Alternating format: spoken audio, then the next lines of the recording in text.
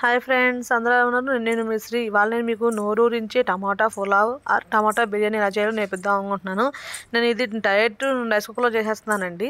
దాంతో అయితే మనకి టేస్ట్ బాగుంటుంది, సింపుల్గా అయిపోతుందని. దానికోసం మనం ముందుగా రైస్ కుక్కర్ తీసుకుని దాన్ని హీట్ చేసుకుని 2 టేబుల్ స్పూన్ ఆయిల్ వేసుకోవాలి. దాంట్లోకి హోల్గా గరం మసాలా దినుసు వేసుకుని వేయించుకోవాలన్నమాట. అంటే చెక్క, లవంగా, యాలక్కాయలు, షాజీరా, దాల్చిన చెక్క, బిర్యానీకి వేసి వేయించుకోవాలి. ఇవన్నీ వేగాక 1 టేబుల్ స్పూన్ అల్లం వెల్లుల్లి పేస్ట్, అది కూడా వేగాక 2 పచ్చిమిరకాయలు కూడా వేగాక పుదీనా, కొత్తిమీర తరుగు వేసి వేయించుకోవాలి. ఇవన్నీ వేగాక 1 టేబుల్ స్పూన్ జీడిపప్పు కూడా వేసి వేయించి 1 నిమిషం మూత పెట్టాలి. దాని తర్వాత మూత ఓపెన్ చేసి మనం ముందుగా బాయిల్ చేసి పెట్టుకున్న మిల్ మేకర్ కూడా వేసి వేయించాలి. దీని తర్వాత పచ్చిబటానీ కూడా వేసి వేయించుకోవాలి. ఇవన్నీ వేగాక మనం ముందుగా కోసి పెట్టుకున్న ఉల్లిపాయ ముక్కలు, చీలికగా కోసిన ఉల్లిపాయ ముక్కలు కూడా వేసి వేయించాలి. ఇప్పుడు దీంట్లోకి మనం తగినంత ఉప్పు వేసుకోవాలి.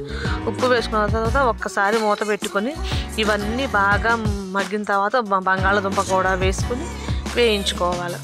ఇప్పుడు దీంట్లోకి మనం టమాటా బిర్యానీ అన్నాం కదండి, దాంట్లోకి కొన్ని టమాటా ముక్కలుగా కొన్ని టమాటా లిక్విడ్గా తీసుకోవాలన్నమాట. ఇప్పుడు టమాటా ముక్కలు కూడా వేసి ఒక్కసారి వేయించుకొని మూత పెట్టుకోవాలి.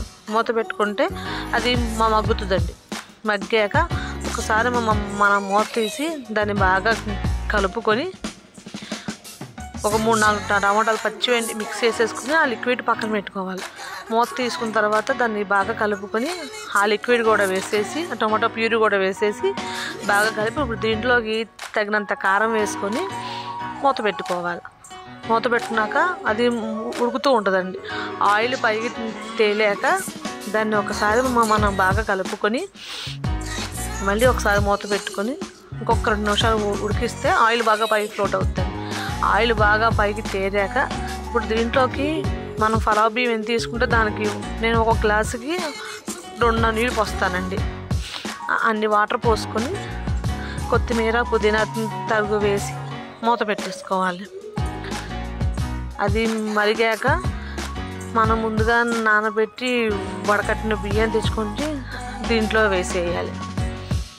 వేసేసి మూత పెట్టేస్తే వేడి టమాటా బిర్యానీ రెడీ. దీన్ని వేడిగా తింటే చాలా బాగుంటుందండి. దీనిలోకి రైతా చాలా బాగుంటుంది. దాని తర్వాత మీకు బిర్యానీలోకి ఏ కర్రీ కావాలో ఆ కర్రీ కూడా వేసుకుని దీంట్లోకి మనం తినచ్చు. చాలా రుచిగా ఉంటుందండి. ఈ వీడియో మీకు నచ్చితే నా వీడియోకి like and share and subscribe చేసుకుని కోరుతున్నాం. బాయ్. ఇంకో వీడియో